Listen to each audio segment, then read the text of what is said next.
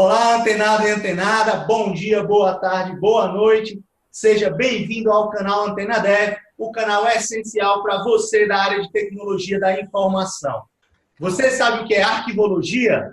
Nem eu. Então venha descobrir no episódio de hoje com o professor Júlio Guido Militão.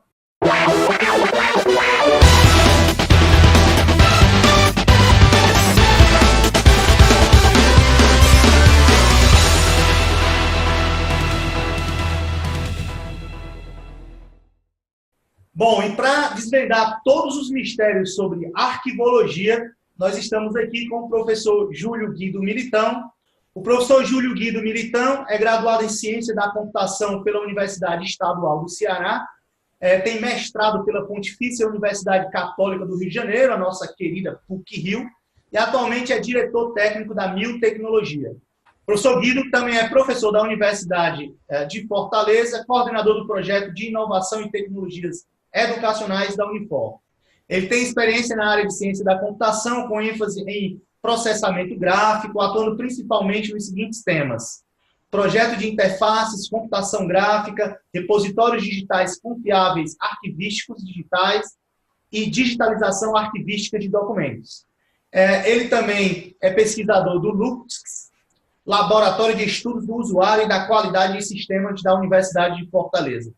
Boa noite, professor Júlio Guido Militão. Boa noite, professor José Maria. E vamos começar esse bate-papo pelo começo, claro. O que é arquivologia? Que coisa? Explica aí pra gente que conceito é esse. Arquivologia é uma área que a gente vai tratar dos nossos arquivos. Mas também não é somente cuidar do arquivo quando ele já virou um documento antigo. Ele vai desde a produção do arquivo, o tratamento desse arquivo durante o seu uso e o seu arquivamento ou a eliminação. Nessa ciência existem métodos, certo? E técnicas. Para quê? Para que o documento seja encontrado, para que o documento seja preservado e também que esse documento seja um documento real, no sentido de, se ele for digital, que ele tenha validade, certo? Isso é o principal, porque a gente está trabalhando no ambiente digital, como é que eu dou uma veracidade, uma confiabilidade nesse documento, certo? Se você digitaliza um documento, bate uma foto da sua identidade, ela é um documento o quê? E é isso que a arquivologia cuida. Ela é uma ciência muito antiga, ela é prima legítima da biblioteconomia, às vezes é confundida entre as duas, certo? Mas hoje é necessário saber que tem uma linha de pensamento da arquivologia muito nova, teorias novas que trazem softwares novos, técnicas novas. Então é isso aí, a arquivologia é uma ciência muito linda que trata das funções do arquivo. Sabemos que o professor Guido é apaixonado por arquivologia, né? Sim, já deu para notar. O bicho da poeira pega a gente, entendeu? Porque o bicho do mofo pega a gente, tá certo? Então, pelo que eu entendi, tem dois casos principais, né? Dois contextos principais. Quando o arquivo ele já nasce digital e quando ele não é um arquivo digital em sua origem, mas ele é transformado em um arquivo digital, quando ele é digitalizado. É isso mesmo? O que acontece é que, sim, nós temos o suporte do documento. O suporte em papel é aquele documento em que ele é gerado e nasce em papel. Você faz um documento no Word, imprime, assina, ele tem um suporte em papel. A partir do momento que você digitaliza aquilo usando uma scanner ou uma máquina fotográfica, ele vira um documento digital onde o suporte dele é um suporte digital, em bits. Ele pode ter vários formatos. E a gente só tem que saber como cuidar desses dois formatos. Hoje, é quase impossível falsificar um documento. Oi? Não. Se falsifica até dinheiro, entendeu? Então, se eu posso falsificar um suporte de papel em que o dinheiro é falsificado, por que eu não posso falsificar um documento digital? Então, as preocupações são diferentes. E o documento só tem validade se ele se mantiver no suporte dele. Então, um documento que nasce no suporte de papel, ele tem que morrer como papel. Eu digitalizei e posso rasgar. Não. Isso é errado. Se ele nasce digital, você pode mantê-lo digital, certo? Com a validade dele, desde que respeitado alguns preceitos, certo? Alguns cuidados. Eu tenho que saber por onde ele andou. Eu vou chamar isso de diplomacia do documento, diplomática, desculpe, perdão, diplomática do documento. Eu sei quando ele foi criado, quem alterou, onde ele estava e onde ele não estava. Então, eu acompanho o digital do documento. Isso é muito importante saber, certo? Então, 2 suportes. O suporte digital e o suporte em papel. Eu posso ter o suporte digital numa fita, digital no CD, no digital no HD, na nuvem onde eu não sei. E em papel, eu posso ter papel fino, papel grosso, papel colorido, papel grosso, colorido. E aí eu tenho várias combinações, papel moeda, por exemplo, para ver essas duas coisas, entendeu? Interessante. Essa questão da veracidade do documento, né? Em geral, quando o documento está em papel, a veracidade é pela assinatura, por exemplo, de quem assinou aquele documento. Num arquivo digital ou digitalizado, como é que se verifica essa veracidade? Tá. No documento em suporte de papel, não só a assinatura vai me trazer a confiabilidade do papel, certo? Eu posso falsificar, tá certo, um documento e o cara assinar que deveria assinar. Então, até no suporte de papel, existem várias maneiras de eu dar uma confiabilidade no papel. O teu diploma, certo? Que está pregado, não sei se ali atrás é diploma, não é, deve ter um diplomazinho aí, tá certo? Eu posso, de alguma forma, por um processo de cópia manual, certo? Fazer um fake do teu diploma, certo? E ficar igual, é uma cópia. Uma xerox, vamos dizer isso, certo? Então, ele seria original ou ele é uma cópia? Quando eu chego no digital, eu faço cópias do digital quantas vezes eu quiser. Mas se eu alterar um bit, alguém vai saber qual é a diferença do anterior para o primeiro? Do primeiro para o segundo, do segundo para o terceiro? Se eu alterar a cadeia de bits, eu vou precisar de uma segurança maior, uma assinatura digital, certo? Então, eu posso acoplar o documento a uma chave, e essa chave é como se ela contasse a quantidade de bits. Isso não é tão fácil, eu estou falando em termos gerais, para que eu dê segurança para aquele documento. Ah, tudo bem, agora eu já sei que o documento é o mesmo que eu mandei para o Zé Maria. Como é que o Zé Maria vai contar, vai saber disso? Ele tem uma contra-chave que, quando ele acopla no documento, ele descobre, realmente isso foi mandado pelo Guido. Foi o Guido que me enviou e realmente essa chave funciona. Então, dessa maneira, eu consigo que o documento digital percorra um caminho, tá certo, para chegar lá. É uma curiosidade que eu fiquei sabendo na semana passada. Semana passada eu tive numa capacitação no Arquivo Nacional do Rio de Janeiro, em que o rapaz estava explicando lá o seguinte, que no Pentágono, um papel sigiloso, ele entra dentro de um envelope especial com RFID. Ele é fechado, lacrado, tá certo? E a pessoa que leva de uma sala para outra passa por portais para saber se chegou no destino certo. Muito bem. Se o papel lá passa por esse trâmite e tem alguém verificando, o digital eu mandei para o Zé Maria, mas eu não quero que ninguém veja. Como é que eu sei se no meio do caminho alguém não vai tomar esse determinado documento e distribuir? A gente sabe que a distribuição de documentos, está se vendo isso em vários lugares, é uma coisa que acontece muito, tá? Então, tanto ele pode alterar e distribuir e dizer, olha, foi feito por fulano de tal. Então, essa certificação digital, essa cadeia de certificação digital, ela é utilizada desde que eu acompanhe o passo a passo, por onde o documento passou, certo? Então, isso é fundamental para dar essa veracidade no documento, como você chamou, tá? Por exemplo, a assinatura digital ela pode ser usada nos dois casos, tanto quando o documento já nasce digital, quanto quando ele é digitalizado? Pode sim, você assina o documento, mas a validade jurídica do documento digitalizado não existe, certo? O juiz pode até acatar, mas ele quer o documento em papel.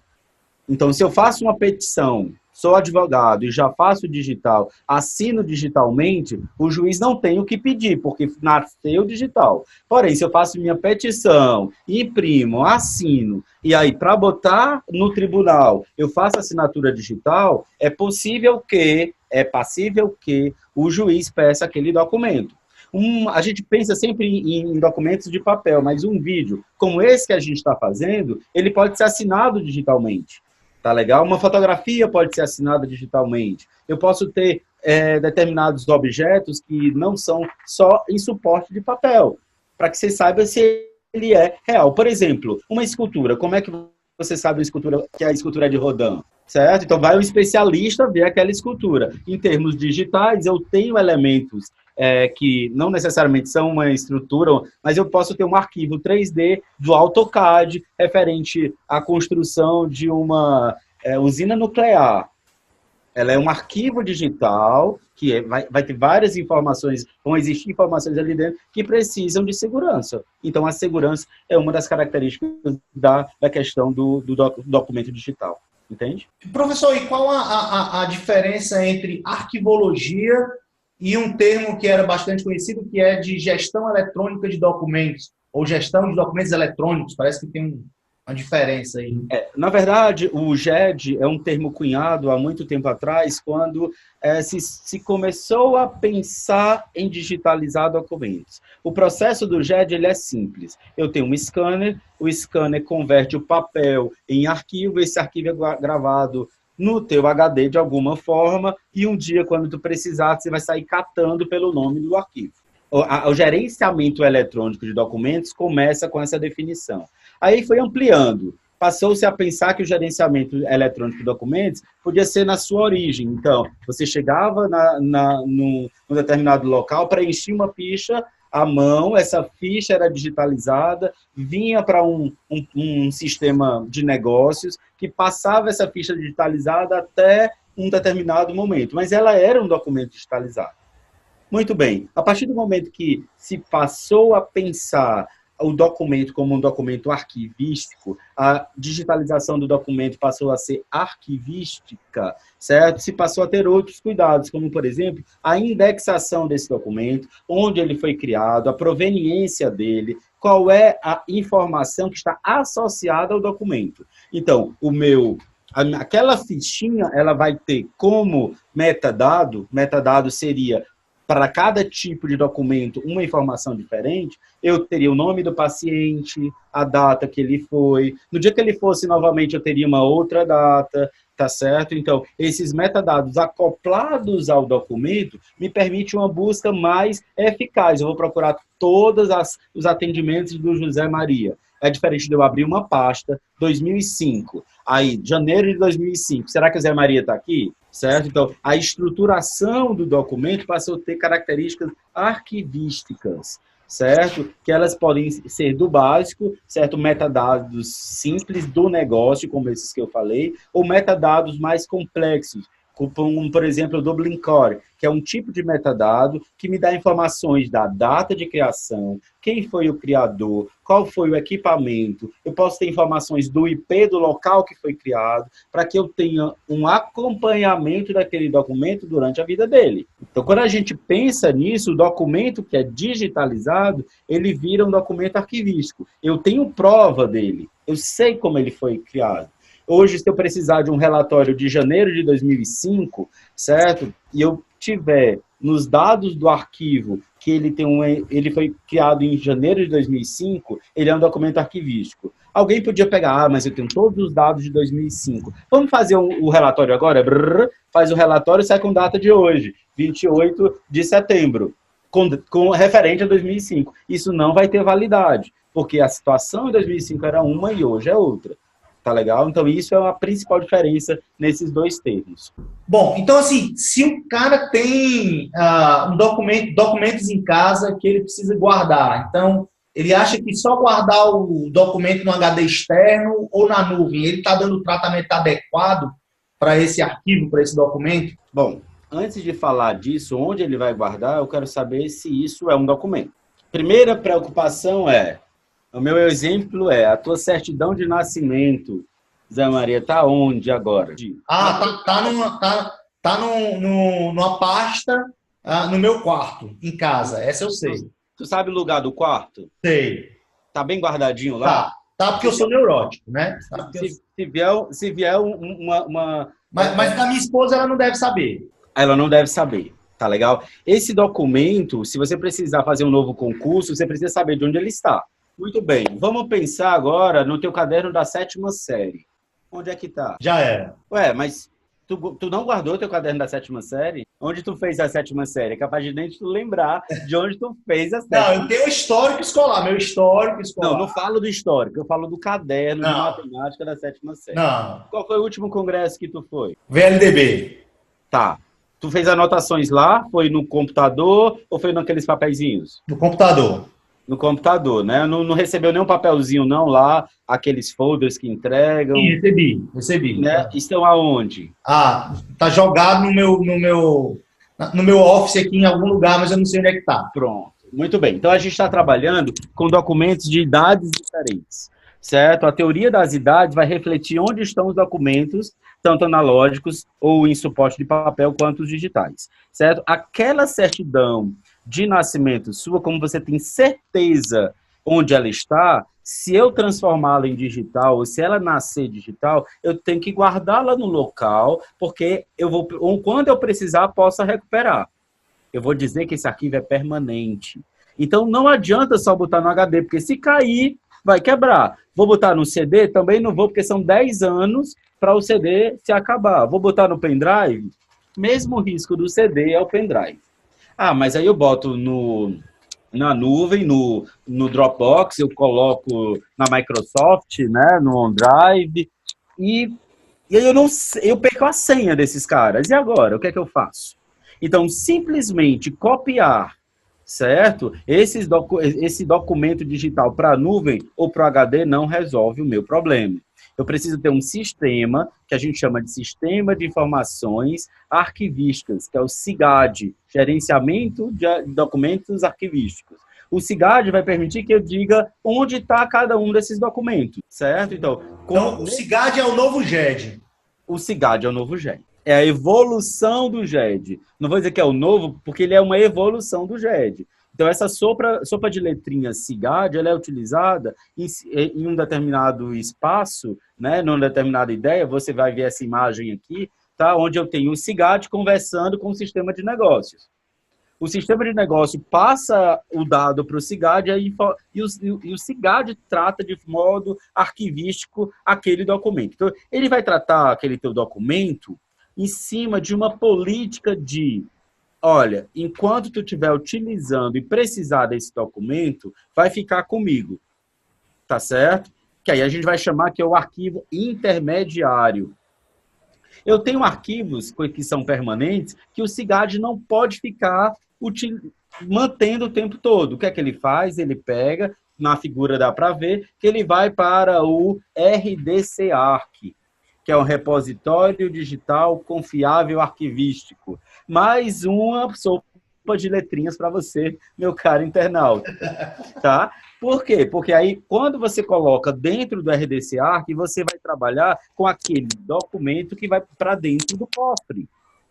Com certeza, você deve ter um passaporte, e esse passaporte não está dando bobeira em cima do teu criado mudo. Certo? Então, esse documento, quando ele é muito importante e ele é avaliado como um documento permanente, ele vai ter um maior cuidado. Exemplos outros, uma lei. Se eu sou um órgão público e tenho uma lei, a lei é permanente. Se eu tenho um balanço, certo?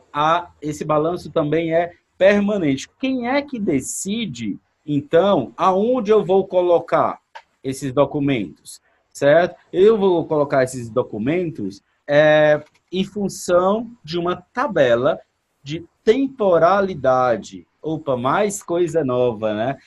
A tabela de temporalidade dentro da tua casa, quem define é você. Você disse o seguinte, meu caderno da 7ª série tá legal, mas eu aposto que deve ter uma cartinha, desculpa, da tua esposa, dentro de uma caixinha, a primeira carta que ela mandou para ti. Tem mesmo. Guarda. Tá certo? Então, tem um valor simbólico para você. Quando a gente leva para a empresa, quando a gente leva para um órgão, uma instituição, eu vou ponderar isso baseado nas resoluções do CONARC, que é o Conselho Nacional de Arquivologia, ou de Arquivos, tá certo? é que aquele documento, por exemplo, um balanço, ele tem que ter X tempo, tá certo? No arquivo intermediário. E depois ele pode ser eliminado. Tá? Eu vou mostrar para vocês agora um exemplo dessa tabela. Pode ser, Zé Maria? Pode. Então, aqui é um exemplo de uma tabela de temporalidade de um município de São Paulo. Certo? Então, nessa tabela, eu consigo ver, certo, que o documento processo de despesa, ele fica guardado na unidade corrente por 1 ano. O papel. Eu estou falando do papel por enquanto. Se ele for digital, tá certo? Se ele nascer digital, eu posso usar a mesma ideia. Mas em termos de papel, ele tem que passar 20 anos no setor intermediário, digitalizado ou não. Digitalizado ou não, ele tem que passar 20 anos. Depois de 21 anos, ele é eliminado. Aí, se eu digitalizei, eu posso optar por eliminar o digital ou manter o digital. Tá claro isso? Se a gente for para a linha do balanço, onde eu tenho aqui que ele fica no ano do exercício na unidade corrente, 10 anos na intermediária e depois vai para o arquivo permanente ou histórico. Dessa forma, ele vai ficar guardado para sempre, digitalizado ou não, eu tenho que ter aquele documento lá, caso haja uma fiscalização. Aí você me pergunta, eu coloquei meu documento digital, tá certo, no meu HD, e chega a fiscalização e eu digo, olha, eu eliminei. O que é que eu faço? Eu tenho uma série de procedimentos que me resguardam daquela eliminação física.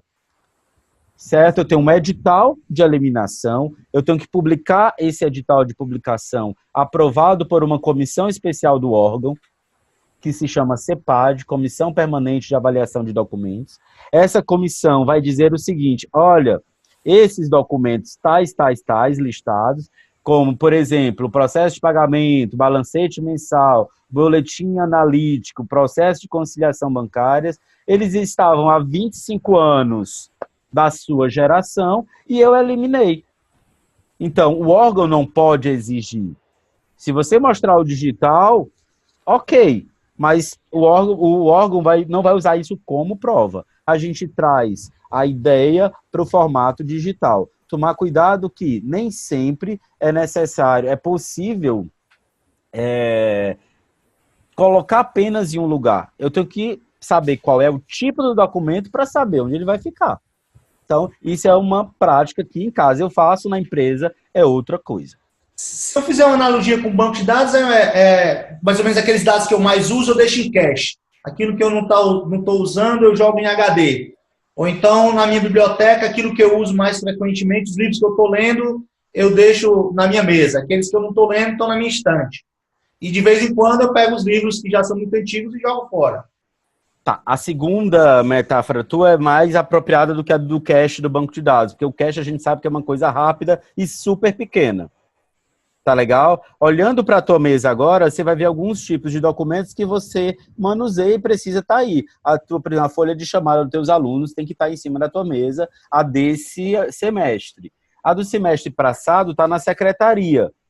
Tá legal? Mas eu tenho que lançar a mão dessa folha se eu tiver uma necessidade de um aluno comprovar se estava na sala de aula ou não.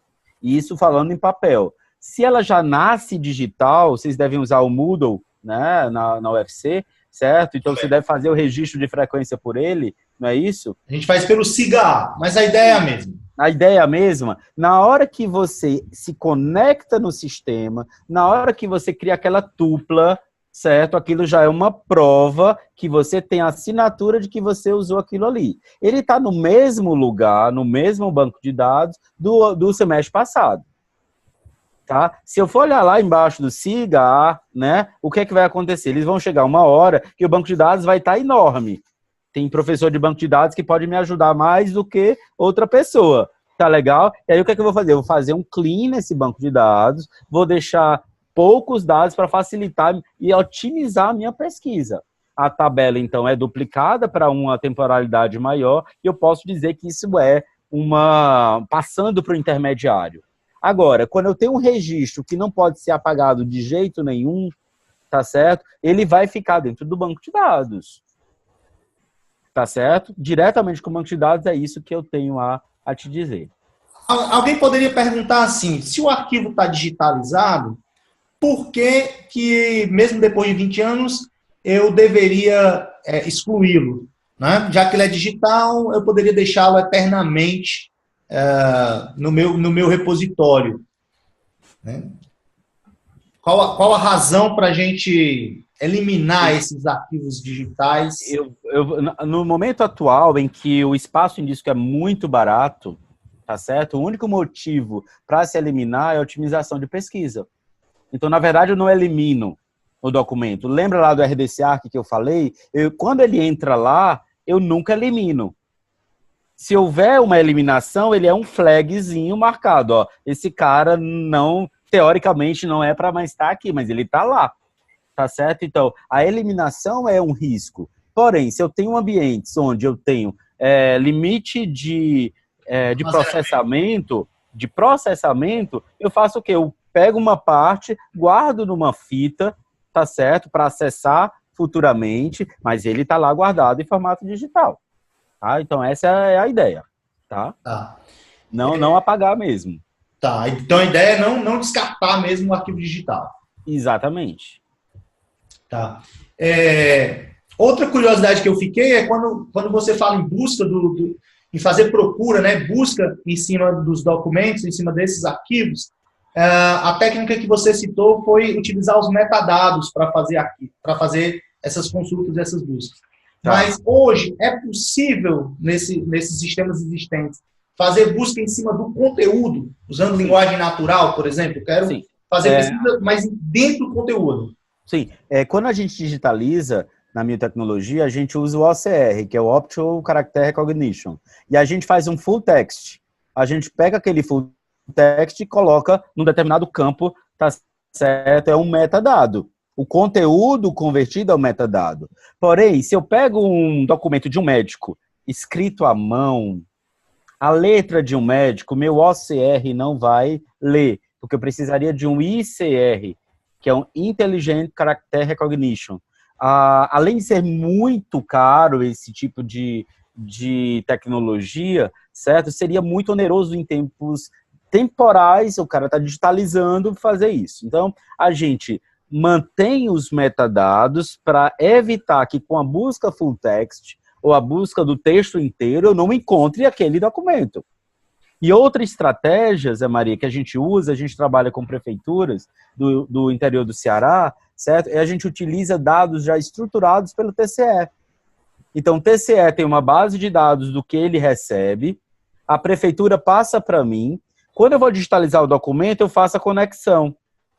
Tá? Então, o metadado que eu procuro não é digitado. O que é digitado é uma chave, tá certo? Eu tenho um full text e tenho, por exemplo, no caso de um processo de pagamento, eu tenho o número de documento de caixa, que é um número único, certo? Então, eu pego tudo daquele número de documento de caixa que foi mandado para o TCE, certo? E conecto. Então, a busca é uma busca mais confiável. Mas vamos lá. A busca está em cima de um dado estruturado.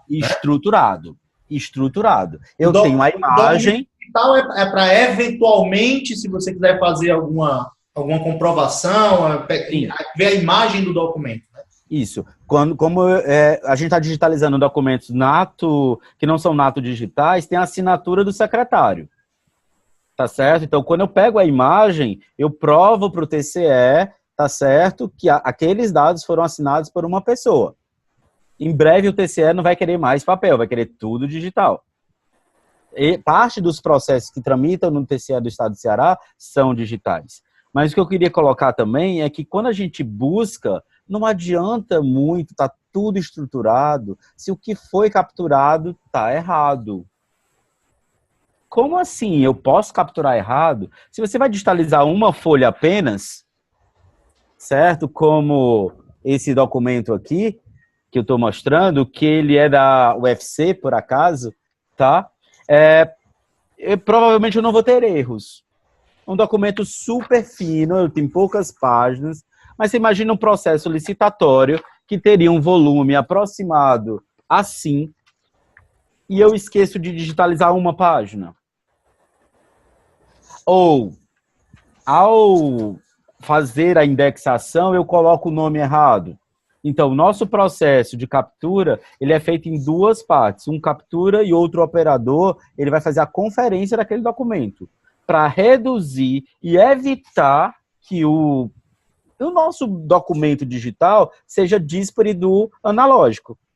Então, é um cuidado que a gente tem, nós somos pioneiros. É uma conferência manual, então, né? É uma conferência visual, né?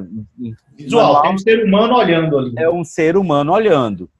Tá? Porque eu não tenho como fazer isso de forma automatizada.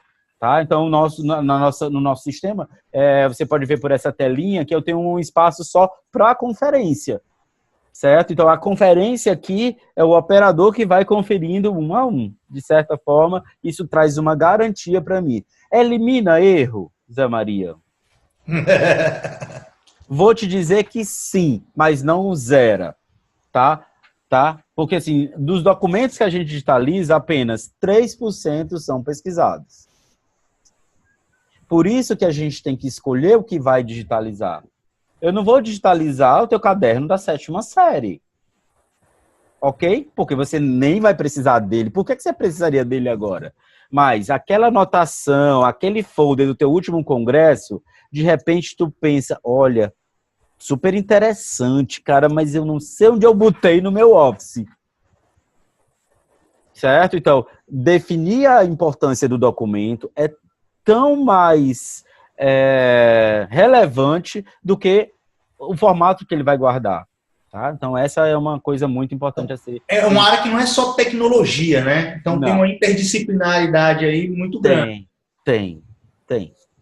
Então, o arquivista, quando ele cuida disso, ele cuida assim com uma paixão. Né? Eu me apaixonei, por acaso, por arquivologia.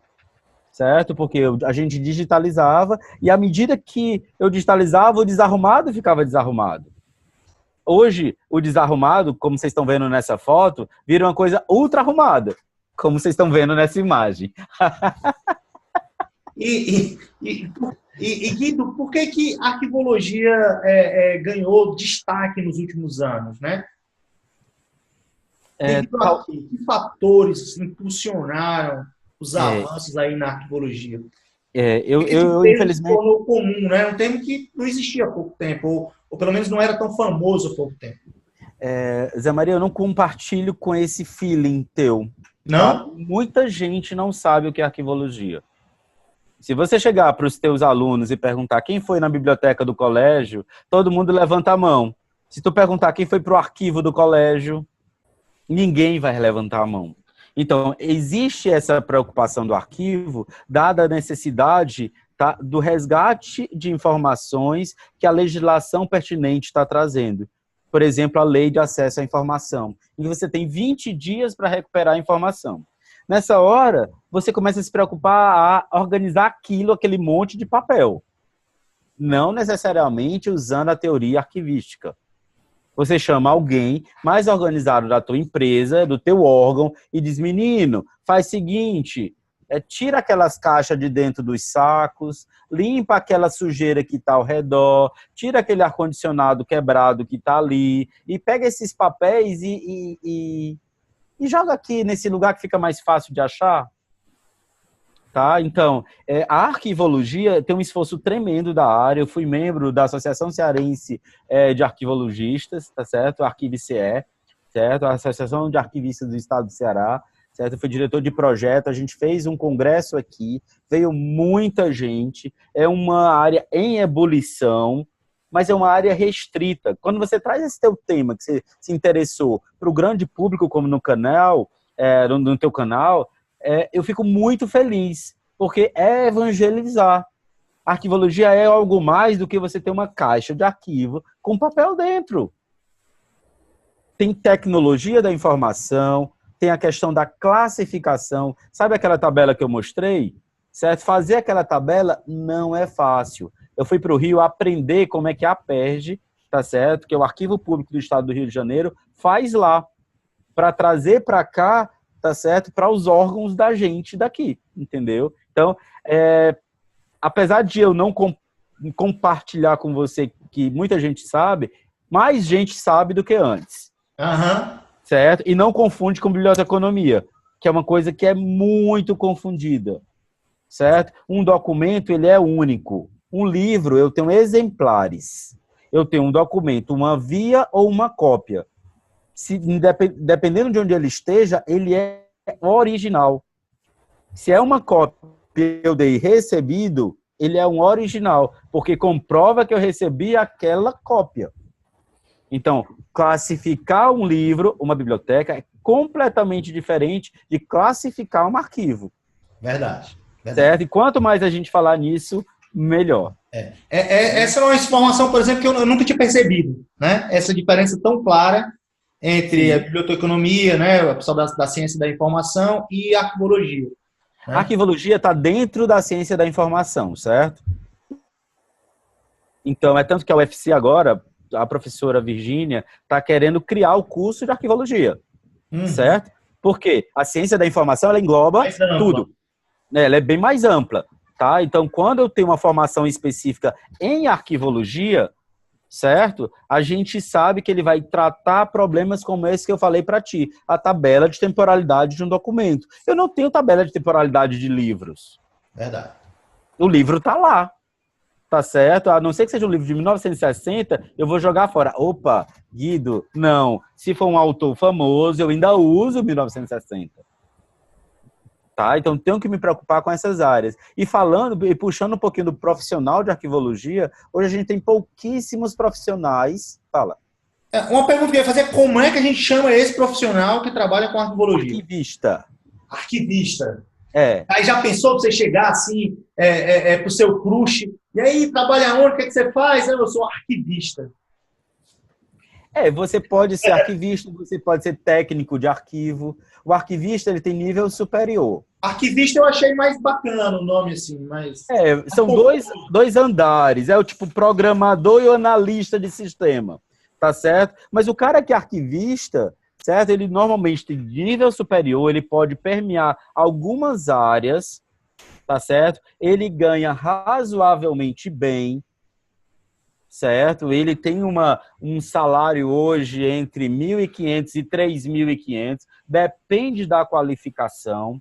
Hoje não temos em Fortaleza nenhum curso superior, a gente tem uma especialização, então bibliotecárias fazem, e bibliotecários fazem a especialização para ter especialização em arquivologia, certo?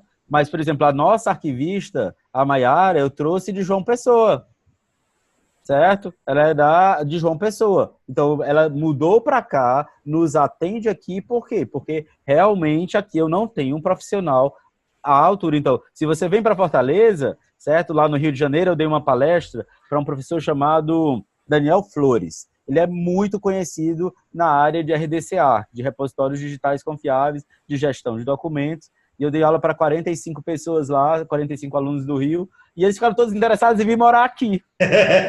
Tá? Porque praia, né? Tem emprego no Ceará. Emprego no Ceará, trabalhando com arquivo, que é o que eles estão no curso deles. Certo? E aí, sim, quando o cara está em outros estados, ele consegue, no máximo, uma vaga de digitalizador. Certo? Que, no caso, não é o arquivista. O arquivista, ele faz toda essa supervisão, ele define o tipo documental, a espécie documental. Ele começa o dia dele, certo? O arquivista começa o dia dele conversando com o técnico de arquivo. O arquivista, ele pode até pegar, botar a mão na massa, tá certo? E eu vou mostrar um pouquinho para vocês como é que funciona o dia de um técnico de arquivo, tá bom? Só um minutinho. Está curioso para saber. Essa era a próxima pergunta. Já vai respondendo aí, o pessoal está curioso para saber. Aqui a gente tem, tá, a seleção e identificação dos tipos documentais. O arquivista, quando ele chega na empresa, ele vai entender as funções que a empresa faz, executa, para que ele saiba, para cada documento, como é que ele foi, certo, gerado. Então, primeiro é feito um diagnóstico arquivístico, onde se descobre onde estão os documentos. E aí o técnico de arquivo, uma vez tendo esses documentos, ele vai analisar um tipo documental. Ei, tu sabe qual é a diferença de tipo documental para espécie documental? Um tipo documental, por exemplo, é uma ata de cessão, certo? É uma ata de registro de preço, é uma ata em que eu verifiquei as condições de um determinado prédio, é uma ata de uma reunião de condomínio. E a espécie é a ata, tá certo? A ata, então, é uma espécie documental, o tipo ele é mais classificado e mais caracterizado.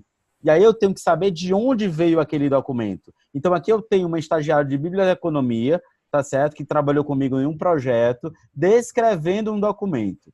Depois que ela descreve o documento, eu preciso fazer um tratamento físico.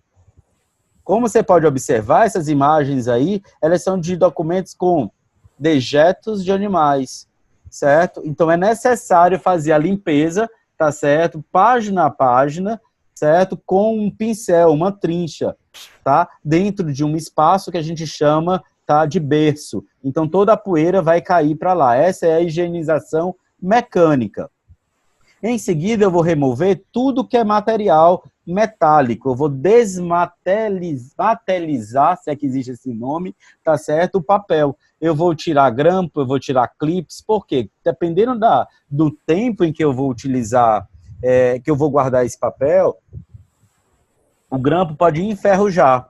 E se ele enferrujar, vai reduzir o tempo. Então, o que é que a gente faz? A gente coloca, tá certo? Essas garras plásticas. Essas garras plásticas, certo, são acondicionadas em dossiês, certo? Cada dossiê é identificado com seus tipos documentais e espécies documentais e qual é a origem deles. Então, aqui se observa dois dossiês que já estão organizados. Então, quem fez isso foi o técnico de arquivo com a supervisão do arquivista. Certo? O técnico de arquivo ele pode ter nível médio. Não necessariamente ele vai ser nível superior, porque ele vai trabalhar com a mão na massa mesmo, certo? A questão intelectual é do arquivista. E a gente tem um sistema aqui que apoia isso, que é o Arquivum. Então eu posso descrever esses documentos usando o sistema, tá? Em seguida, o que a gente faz? A gente vai acondicionar em caixas. Essas caixas, elas são caixas do tipo polionda ou caixas de papelão neutro. Esse tipo de documento aqui é de um cliente nosso em que a documentação é toda permanente. Como eu não tenho autorização, eu não posso dizer qual é o cliente, tá? O dossiê é envolto num papel neutro, porque o papel ácido ele fica amarelado. A tendência é que ele fique todo amarelado. Esse papel é bem mais novo, você vê que ele é branquinho, esse é amarelado. Esse aqui é um documento histórico que eu não posso perdê-lo de nenhuma forma, tá? Então, a gente utiliza mais essa estratégia para os clientes que são com documentação, que tem documentação intermediária e não é permanente, tá? Em seguida, eu vou etiquetar a caixa. Aqui eu tenho um exemplo de um cliente nosso, que é a Câmara Municipal de Cascavel. Para cada caixa eu tenho de onde é esse meu dossiê, o tipo documental e a referência. Então, através desse... ainda usa o QR Code, né? O QR Code serve para que, se essa caixa estiver fora da estante, eu saiba em que lugar da estante ela volta. E se estiver faltando algum documento, eu sei quem foi que pegou o documento. Tá certo? Então, a gente fez um sistema de informação, que é o Arquivum, que faz esse controle, certo? Então, ele facilita a busca tanto lá, certo? Quanto a questão de registrar o que vai ser feito. O resultado é essa coisa belíssima, tá? A gente tem uma estante onde eu tenho um número, tá aqui eu já tenho várias caixas com vários valores. Se o cara não tiver o sistema, ele consegue ler, mas pelo sistema que a gente vai ver em seguida, tá certo? Eu posso pesquisar. Eu posso encontrar onde está o documento físico, tá? Então, quando você fala da digitalização, ela só é necessária quando mesmo? Pensa, quando o documento for realmente necessário. Tá? Então, eu não vou gastar dinheiro digitalizando um documento que eu nunca vou precisar. Então, se eu organizar e encontrar o documento, na hora que me pedirem para eu mandar por e-mail, eu digitalizo um. Eu não digitalizo vários que não vou precisar.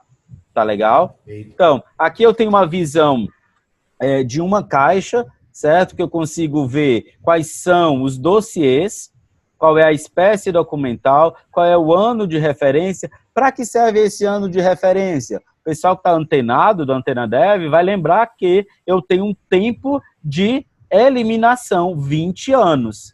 Então, vamos dizer que uma portaria seja 5 anos. A partir de 2020, eu já posso eliminá-la. Eu não preciso dela. E aí o meu relatório traz o meu sistema traz um relatório dizendo, ó, elimina dossiê tal, tal, tal, tal e tal. Tá certo? Finalmente, a gente consegue ver uma mudança de cenário. Esse é o cenário que a gente pega em clientes típicos. Certo? Eu estou passando rápido, a gente tem autorização... Pode dizer onde é que eu já vi isso.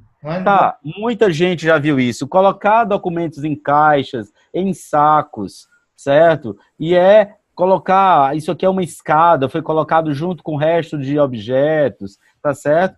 E aí a gente, quando passa lá, a gente transforma isso à esquerda para isso que está à direita, tá certo? Onde todos os documentos estão dentro de caixas, todos os documentos estão organizados, certo? E eles conseguem pesquisar de uma forma bastante clara. Então, dentro dessa discussão da gente, ter um documento que seja organizado, às vezes, é mais importante do que se ele estiver digitalizado. Porque, dependendo da situação, eu tenho que trazer, tá certo, o documento real. Está digitalizado, mas eu não consigo achar o documento real. Eu acho que uma boa diretriz seria, se você faz poucas consultas, ou consultas esporádicas, né? E precisa guardar o documento permanentemente, o documento físico, então talvez não seja interessante digitalizar. Não é. Se você faz muitas consultas em cima do documento, aí de repente digitalizar passa a ser uma alternativa interessante, né? Ter o documento armazenado em formato digital. Mas eu tenho outra situação, Zé Maria, que é o seguinte, quando eu perco o acesso ao documento original, tá? Então, se você é um prefeito ou um secretário que hoje está na gestão e não vai ficar por mais do que 4 anos, certo? Eu posso nem precisar dele. Mas é bom que eu digitalize. Para quê? Porque quando eu sair do meu cargo, tudo que eu assinei eu tenho. Então, essa tua visão ela é legítima quando a gente tem uma empresa privada em que eu sei que eu vou poder contar. Quando a gente tem uma empresa pública, quando a gente tem um órgão, uma prefeitura, uma Câmara Municipal, é fundamental ver a importância de colocar isso num local que eu recupere depois. Certo? Teve uma situação muito engraçada que um determinado cliente me procurou para digitalizar todo o acervo médico dele. As fichinhas. Ele era médico, ele queria todas as fichinhas. Certo? Então, a gente digitalizou mais de 10 mil fichas de atendimento médico por paciente. Por quê? Porque ele queria rasgar, ele queria tirar aquilo daquela garagem dele. Ele queria jogar fora, mas ele queria guardar aquilo ali para no dia que o paciente chegasse, ele mostrasse. Ele tinha a obrigação, pela lei, tem que guardar só por 100 anos. Depois ele pode jogar fora. Só, né? Mas 100 anos depois da última consulta.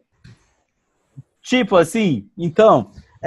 o cara já morreu, ressuscitou e morreu de novo, né? Pronto. Então, quando a gente vai para o órgão público, ele não cuida do arquivo dele, ele não cuida do documento que é gerado, ele faz muitas cópias, vias indevidas, certo? Acumula com documentos que realmente são importantes, certo? E quando ele for precisar para fazer uma defesa, Agora eu vou utilizar um projeto de pesquisa como exemplo. No caso da CAPES ou CNPq, tu recebe uma verba, você deve receber muito isso e tem que prestar contas. Nem me fala. Tá? Aí, onde está o recibo do hotel que tu foi? Aí tu usa um software chamado Cam Scanner. Tá aqui embaixo para vocês verem. O Cam Scanner... Eu já uso, viu? Já usa? Já. Show! Ele converte, tá certo, com a tua câmera um documento num PDF. E com isso, você pode ir colocando na tua nuvem. Projeto tal, projeto tal, projeto tal. Você vai estar indexando? Ainda não. Opa! Tá? Mas você já vai estar classificando em pastas. Estou usando o GED, tecnologia GED. Se eu tivesse colocando o nome do restaurante, o valor, qual é o projeto, qual foi a data, eu já estava andando mais para o sentido CIGAD. Conseguindo fazer buscas, consultas. Fazendo buscas, encontrar aquele documento, né? Então, isso é muito interessante. E uma vez eu fui fazer uma medição num cliente, prefeitura, que a gente é da consultoria de diagnósticos, entendeu? Então, existe a possibilidade de você me ligar e dizer, Guido, eu tenho um acervo aqui, vem fazer uma medição. Aí eu vou fazer a medição sem compromisso, tá? Quando eu cheguei lá, estava meio que chovendo, tinha sapo dentro das caixas de documentos. Tinha um sapinho, certo? Então, ele virou meu símbolo durante algum tempo. Eu fiz uma foto Símbolo da mil tecnologia, o sapo. O sapo, né? Mas junto com o sapo tinha cupim, tinha uma gata prenha, entendeu? Algumas catitas, entendeu? Então, e esse espaço físico era uma escola que eles desativaram para botar o documento lá. Para virar arquivo. Para virar arquivo. Não, para virar depósito. Para virar depósito. Porque um arquivo só tem documento. Um depósito tem aí tudo que você imagina.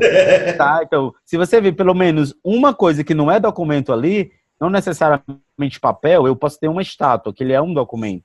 Uhum. Eu posso ter um quadro, que é um documento. Eu posso ter uma planta cartográfica, que é um documento. Certo? Ele é um depósito. Se tiver algo mais, ele é um depósito, né? Então, é isso aí que a gente tem para ajudar você no sentido da arquivologia.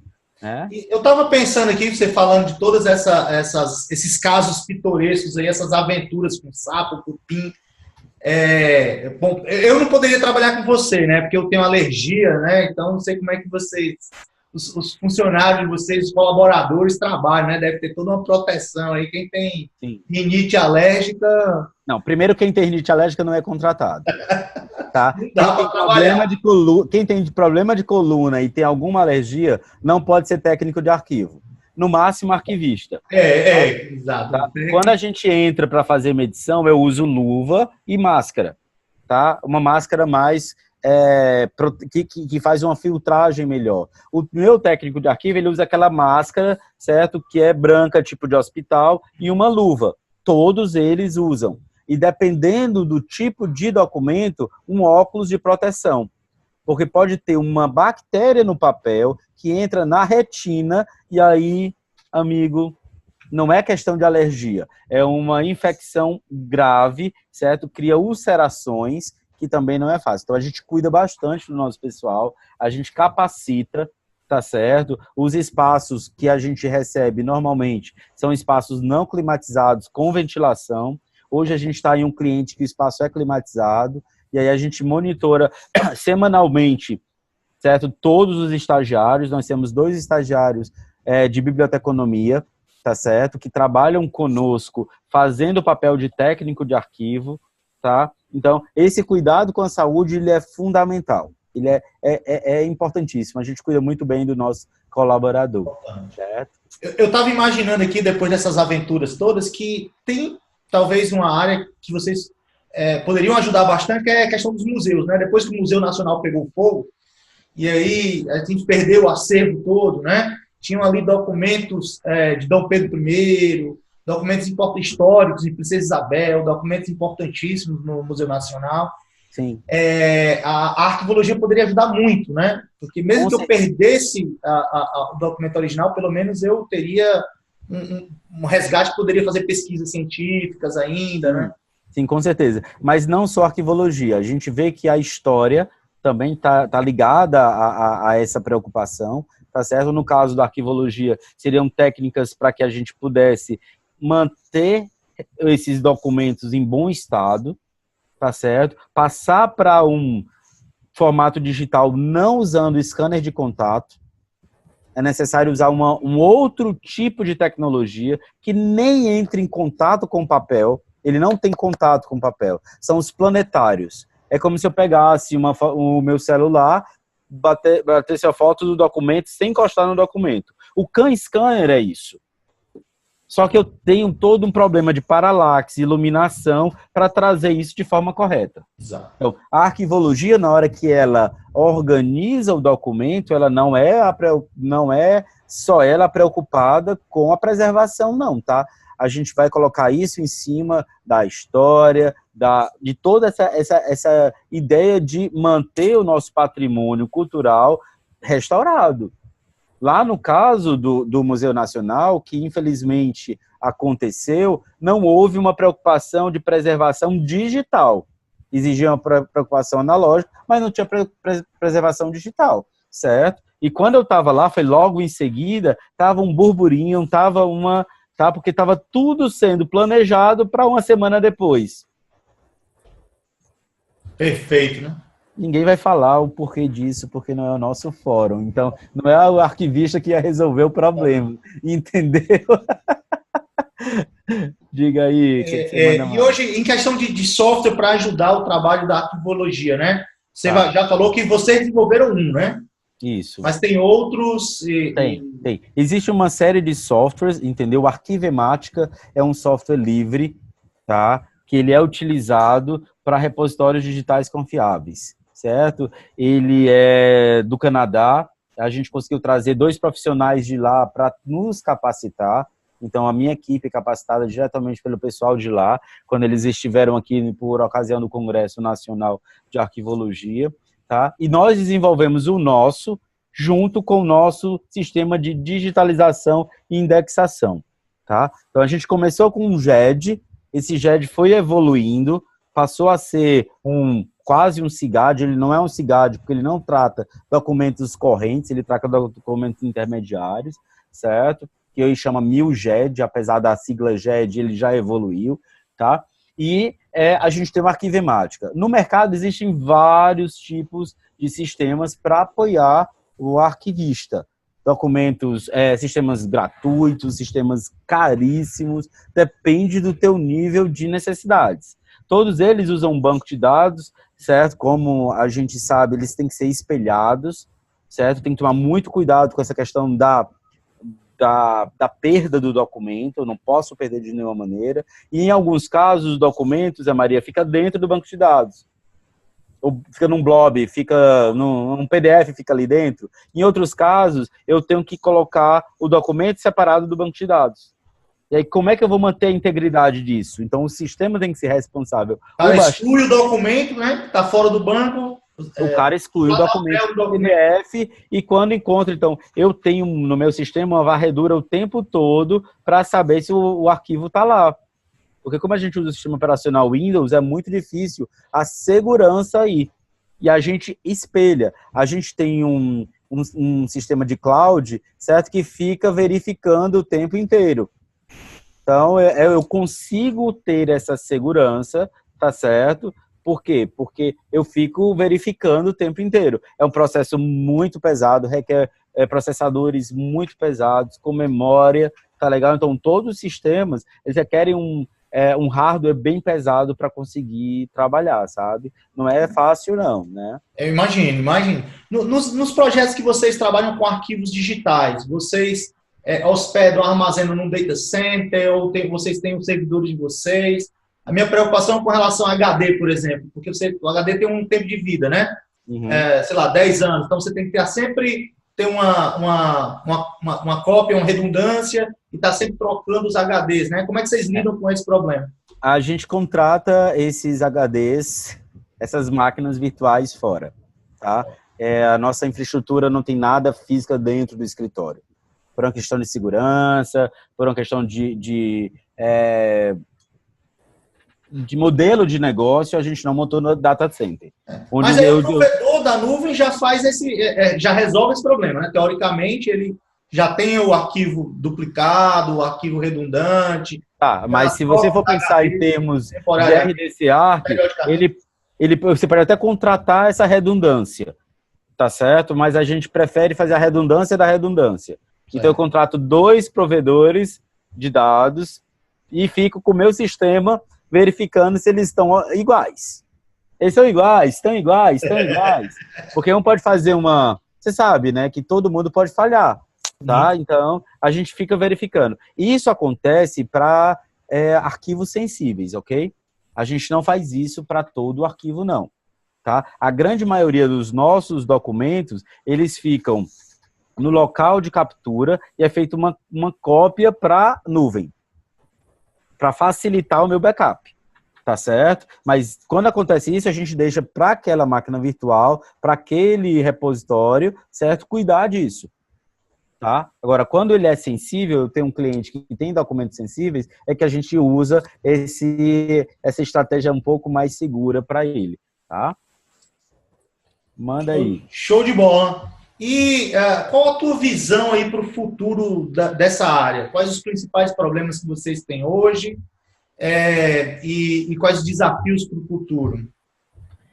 O que é que eu vejo de desafio para o futuro? Primeiro, uma conscientização, uma sensibilização da área de arquivos. Primeira coisa que eu penso é que o gestor, certo, não dá devida importância à arquivologia. Às vezes ele não sabe o que é. Segunda coisa, a questão da tecnologia, tá certo? Ela vai estar ligada muito ao paperless. Ou seja, a tendência é que tudo nasça digital. Hoje você não manda mais revelar filme, mas você imprime suas fotos. Porque a gente quer o papel. Então, o paperless é uma tendência que se fala há 10 anos. E tudo vai acabar sem papel. Aí eu vou fazer uma brincadeira. Já pensou você no banheiro? Não tem papel.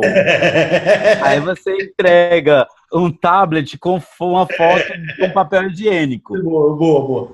Como é que eu poderia sobreviver sem a foto da minha esposa no meu office? Né? No teu office, né? Exatamente. Mas até isso você pode sobreviver. Tá? Tu pode comprar uma tela, tá certo? Colocar a tela e deixar a foto dela o tempo todo lá. Tá certo? Não precisa ser papel. Pode ser pintada. Mas aí quando esse segundo desafio é um desafio que é um pouco mais sutil, que é da pessoa acreditar que não precisa levar passagem para entrar no avião. Ela pode mostrar o app dela. Ainda não consigo fazer isso. Eu imprimo minha passagem e levo ela em papel. Olha isso. Então, ela vai no celular também, mas eu levo em papel. Não consigo. Tá. Eu não levo mais. Eu só levo digital. O máximo que eu faço é eu crio uma imagem. Porque pode ser que o app não tenha internet. Isso. Entendeu? Então eu faço uma imagem no celular. Como eu sou neurótico, eu fico, e se a bateria descarregar e tal? Aí eu tô com um carregador ali, não é possível, né? Não é possível. Aí você vai eliminando. E outra questão aí também é a questão do RDC Arc, certo? Que assim, eu preciso trazer a preocupação do arquivo físico para o mundo digital. A preservação de documentos digitais não é só digitalizar e botar no HD. Não é. Definitivamente não é. Assim, se eu pedir para você para procurar uma determinada aula que você deu no ano passado, certo? Sem dar a data, você vai procurar no teu disco aí, com certeza, por um determinado período. Você não encontra. Mas é uma tendência nossa não classificar as coisas. Já passei por isso várias vezes. Então, cadê aquela aula, aquele documento que eu dei? 3 meses depois, quando eu não queria mais, aí você encontra. Encontrei. Você encontra. Quando eu precisava, não encontrei. Eu tenho 4 pendrives, eu não sei o que é que tem neles. Aí eu boto em um, eu não sei em qual botei.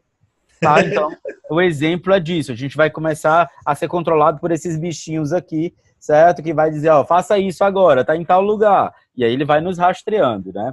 Então, diante desse desafio, a minha tecnologia hoje, esse ano, completando 18 anos... Maioridade já. Maioridade, cabelos brancos, entendeu?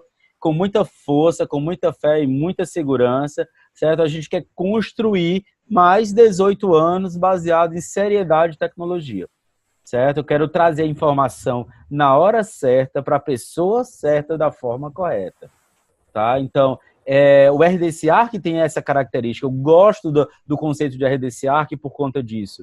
Porque essa tecnologia do RDC Arc, ela permite que um documento que você criou em 1970, utilizando... Em 70 não, mas em 80, utilizando o WordPerfect, que deve ter sido da tua época, Usei. o Lotus 123, Usei ou também. Fácil, hoje eu consigo recuperar.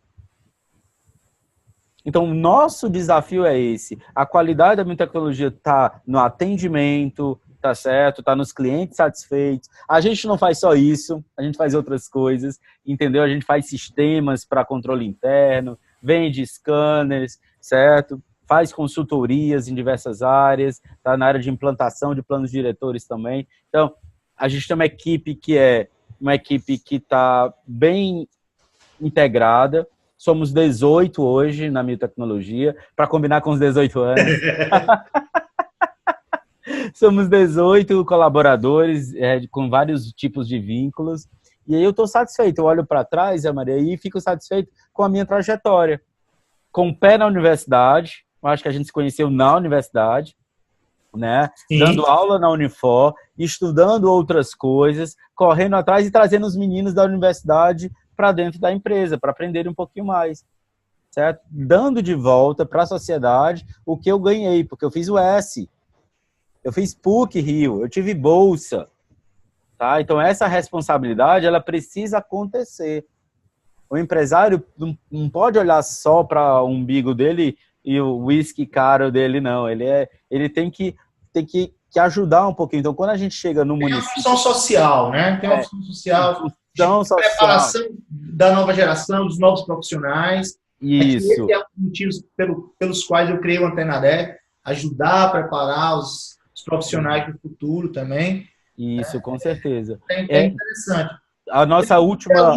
Por exemplo, até para a formação dos seus alunos na universidade, você tem casos reais, você tem problemas reais, né, que você enfrenta. Então, a formação do aluno é muito melhor. Com certeza. E a gente tem um outro viés, certo? Que é a questão da sustentabilidade, certo? E os trabalhos voluntários, certo? A minha tecnologia está ligada a, por exemplo, a reutilização de todos os materiais que são descartados, certo? As pastas que são descartadas são enviadas para reciclagem, certo? Quando não são recicladas, a gente cria objetos. Então, já criei mesas e cadeiras de pastas não utilizadas, certo? Para evitar um impacto maior dessa atividade, certo? A gente substitui as caixas antigas, elas são abertas e não são simplesmente jogadas fora. A gente manda para determinados lugares que eles cortam em pedacinhos e fazem arte.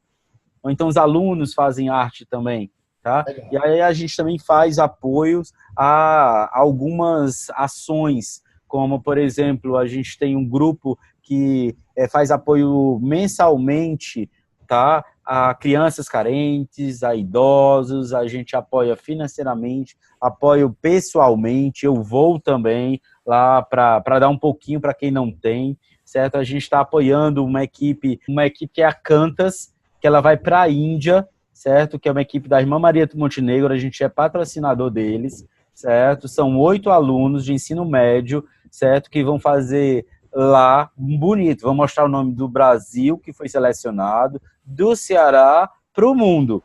Não precisa trazer a medalha no peito, mas já está lá, cara. É uma preocupação que a gente tem para quem vai estar aqui pela gente amanhã. É impagável a experiência para esses jovens. É impagável, né? Com certeza. A vida deles certamente não vai ser a mesma. Eles vão ser transformados por essa experiência de viajar para uma outra cultura, principalmente uma cultura como a Índia, né?